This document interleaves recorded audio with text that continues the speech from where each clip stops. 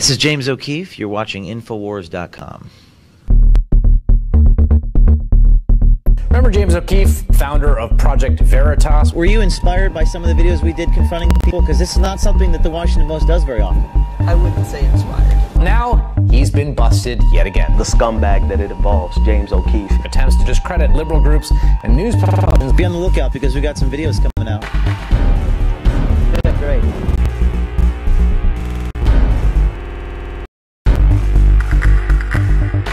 Thank you very much. Thank you for having me, and it's great to be here. I see we have a lot of media in the back. It's been quite a week, and I've got a lot to say. So this should be very fun. I was on the way here in the car, fielding phone calls from the New York Times, the Associated Press, and the Washington Post. Some about a video we just launched. So a lot to say about journalism, a lot to say about media, a lot to say about politics, and I promise you,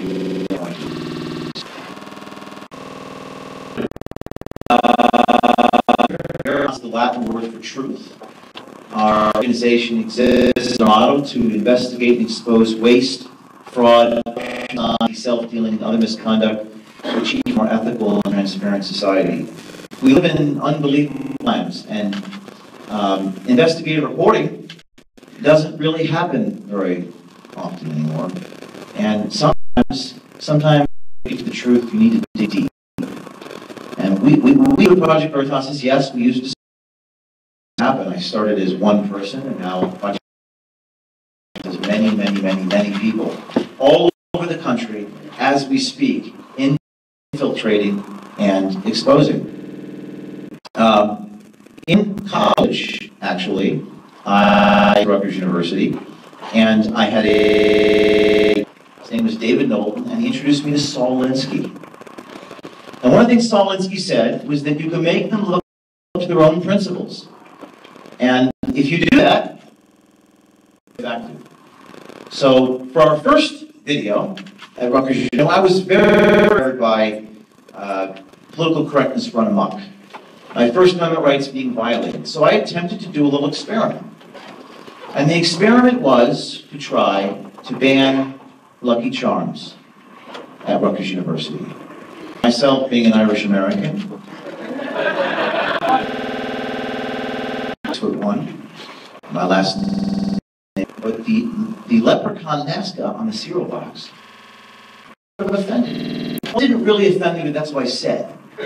And this is the first such hidden camera. This is from 2005.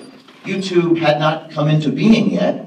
And I went into the dining hall, and there's a point to this story. I went to the dining hall and I said, will you ban Lucky Charms because they're racist against Irish people? And the official was kind of put in a difficult situation because if she bans Lucky Charms, well then she's just a laughingstock. But if she doesn't take my complaint seriously, it kind of puts them in a difficult situation because they have to take my aggrieved complaint seriously. As a student at Rutgers, he became fed up with political correctness, especially about race. So on St. Patrick's Day 2004, he met with an administrator to demand they stop serving Lucky Charms cereal with its Irish leprechaun. We're with the Irish Heritage Society. I'm a personal advisor to James Natalie and Keane. And basically, they have had some unpleasant, uncomfortable experiences at some of the dining halls. Okay. And basically, if you want to. Well, like Greg said, we're from the Irish Heritage Foundation. It's not recognized by the university, but basically wanted to bring a matter to your concern. That we noticed that the dining halls here at Rutgers serve Lucky Charms. This official does not know she's being recorded. We're trying to keep a straight face.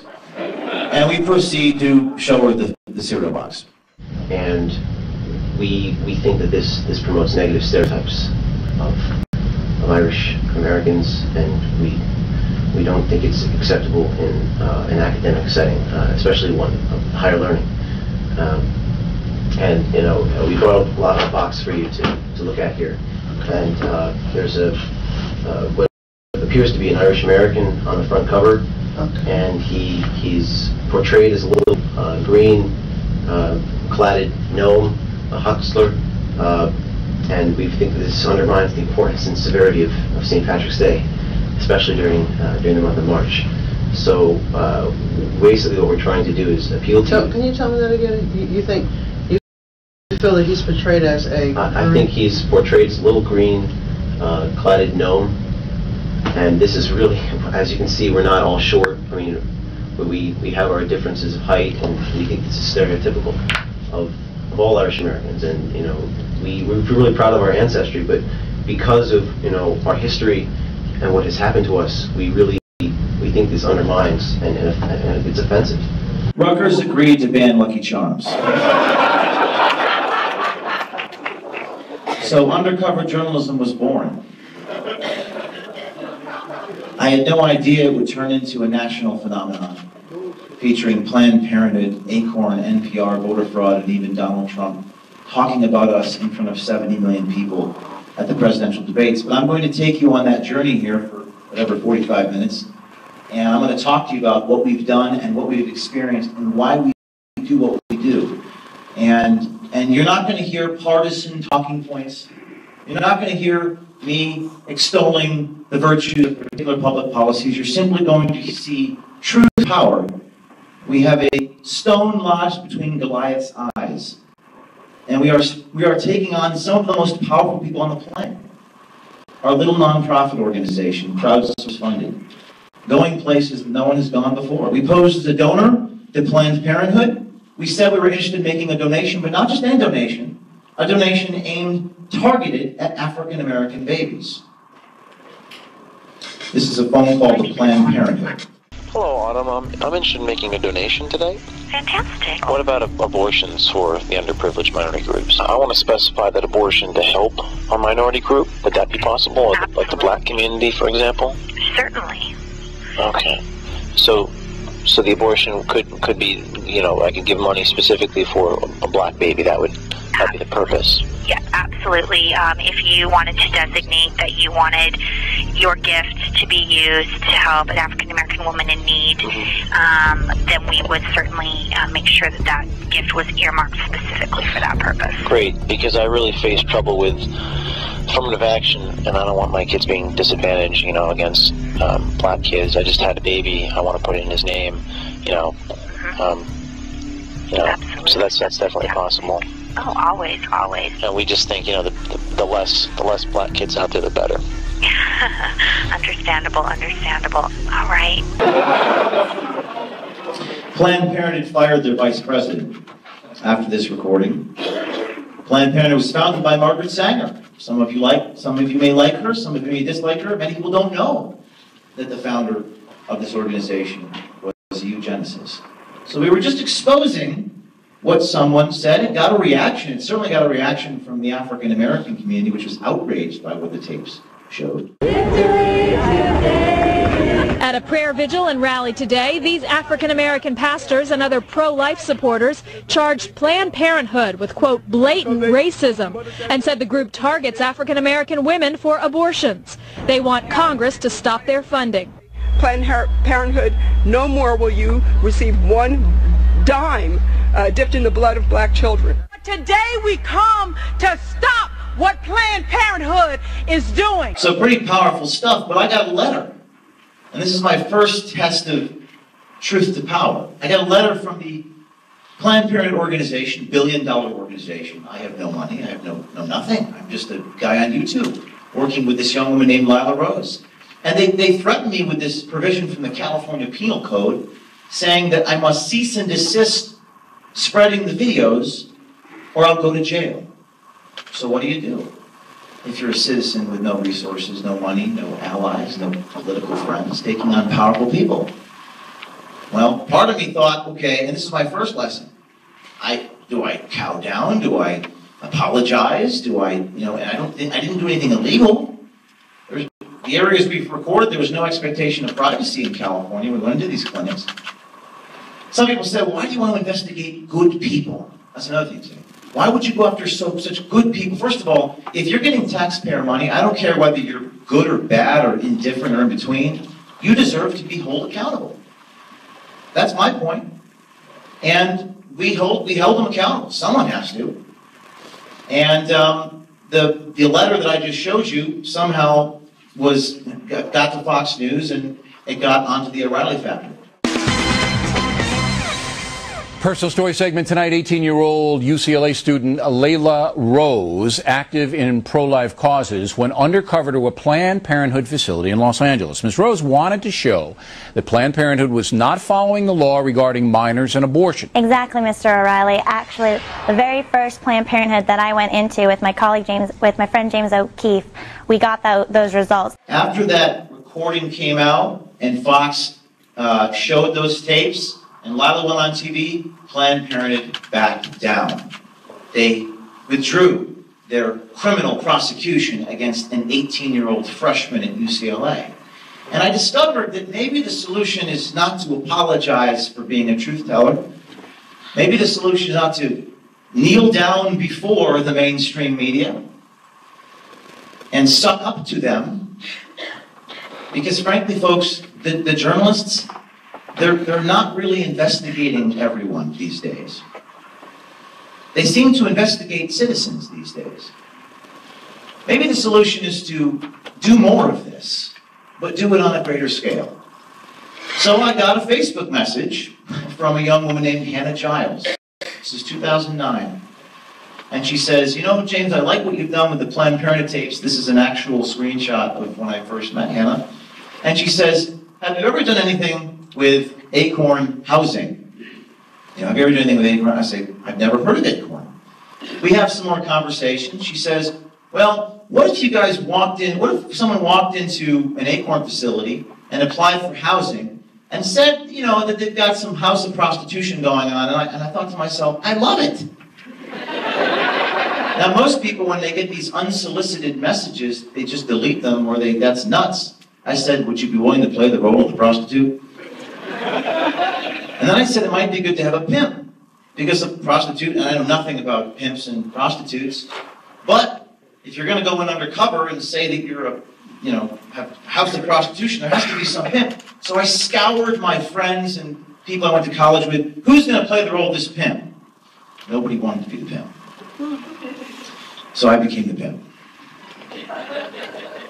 And Hannah definitely was up for it. Hannah was a 20-year-old, I believe, sophomore at Florida International University. I had never met her before. And we just met on Facebook. We joined up together, and the rest is history. Evidenced by this hidden camera investigation of an unlikely duo looking for tax help. Scenario: a young woman pretending to be a prostitute and a man pretending to run for Congress one day walk into Acorn's Baltimore headquarters and are promptly shown the door. Is it against law in Maryland? Prostitution? Anything that the government's not getting money from is always against the law. Let me get somebody here for taxes so they can talk to you. Tanja, she wanna know how you can make it legal. Ruh-roh, Scooby. Let me make sure there's a code for it, okay? A code for prostitution? You might have to name it something else. Performance, let's see, independent artist. You can be that. Your business is a performing artist. A performing artist? But you are.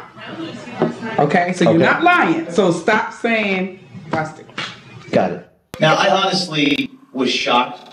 I walked in, you could hear the inflection in my voice, a code for prostitution. I literally did not come up with the outrageous next step of things to say, so I had to improvise on the spot. Andrew Breitbart, who I went to with these videos eventually, would call this the Abu Ghraib of the Great Society. No one had ever even walked into the place. The New York Times had a front page story ready to go on this organization, but spiked it. In other words, in journalism, spike means cancel the story for whatever the reason may be. I don't know. We walked off the street. This is not exactly, a long-term assignment. I just met these people 10 minutes ago, but it continues. Or you could refer to yourself as a toll booth operator. Genital contractor. Used vagina salesman. What's remarkable is how unfazed the Acorn people are by this question. This is clearly not the first time they've been hearing this. Oh, you're a prostitute and a pimp, and you'd like to work through the tax implications of said relationship. Hey, Tanya, get me Form 7D.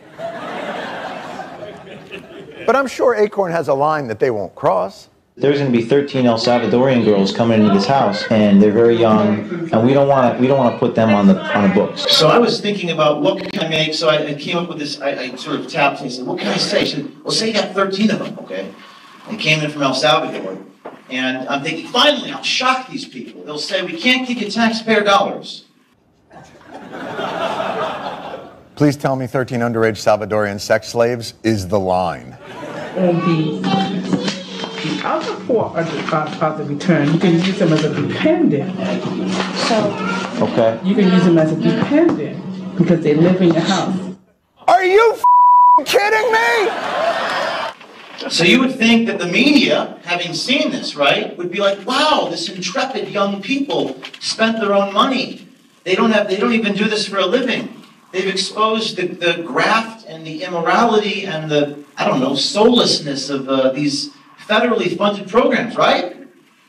They'd give me some type of award or something, right? No. This is what CNN had to say after the first video came out. These conservative filmmakers went around to 3 or 4 offices and basically got thrown out with this ruse. And they found one office where there were 2 people stupid enough to sit down and give them this kind of silly advice. And it sounds to me like that's just entrapment. First of all, we had more videos that we strategically withheld just so that we could catch people like this making these statements with no evidence. And then we released just the day after he said this. Second of all, you can't entrap someone if you're not an agent of the government. And the definition of entrapment means to get someone to do something they otherwise would not do. Well, if you walk off the street and say, I want to break all these laws, can you help me? And they help you, it's likely they've given this advice before. And we released more than a few videos. In fact, the videos we released, we had 5 or 6 videos, we released them one at a time.